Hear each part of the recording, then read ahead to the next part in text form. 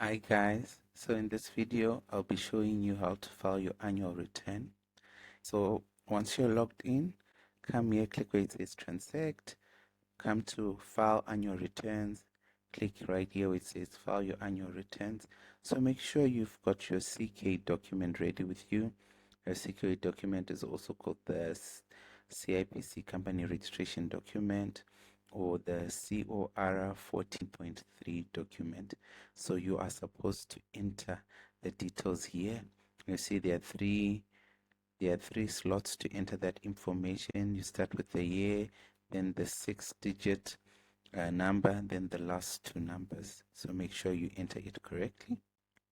So you click validate, then it's going to take you to this page. You verify that this is the correct company you want to file the annual return for. If it is, click here where it says continue. It's going to take you to this next page. You are to come to the bottom of it and enter the value of the turnover. So if you do not know what turnover is, we've done a video about what CIPC refers to as turnover. I've put a link to it above. So for this company, the company did not trade, so it's a nil return. So I will file here 0 and click here where it says calculate outstanding amount. So it will show us then the amount that the client is supposed to pay.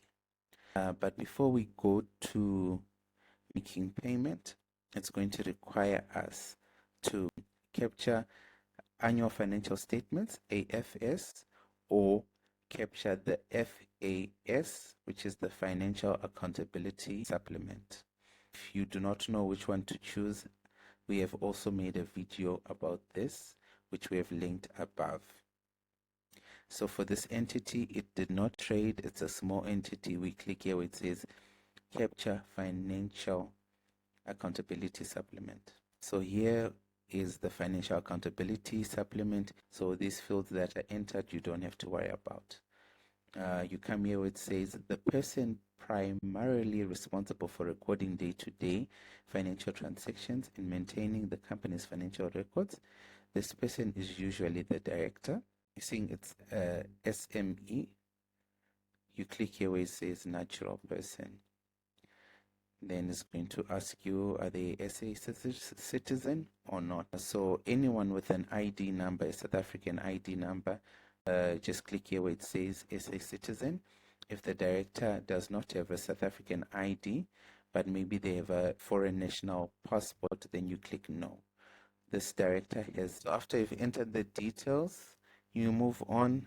The question is, the person primarily responsible for compiling financial information and preparing reports or statements is the same person primarily responsible for recording day-to-day financial transactions and maintaining the company's financial records.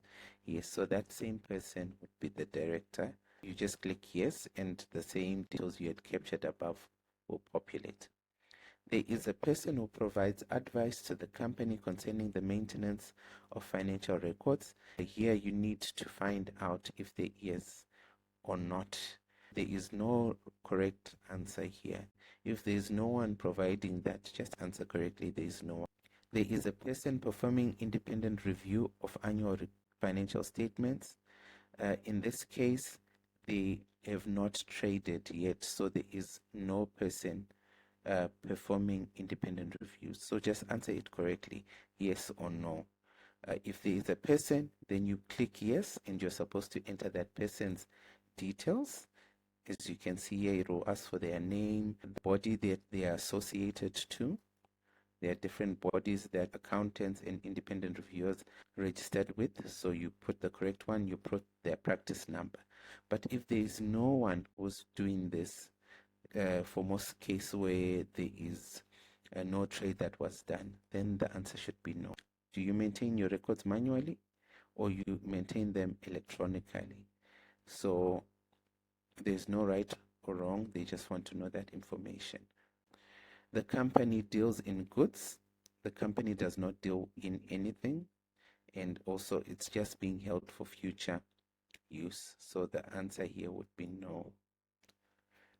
Does the company hold any assets in fiduciary capacity for persons not related to the company as contemplated in Regulations 28(2)(b? So the answer here would be no. So usually this is for those people who hold large sums of money on behalf of people. Usually people in the insurance space, or other people who do stock values as well could also apply here, or banks and stuff like that. So these should be very large amounts. You can check the previous video where we spoke about some of these details. The answer here would be no. All right, so once you've done all this, you filled your financial accountability supplement, you click continue. After you click continue, you are to proceed to file your annual return. So catch us on the next video where we explain that next process. Thank you.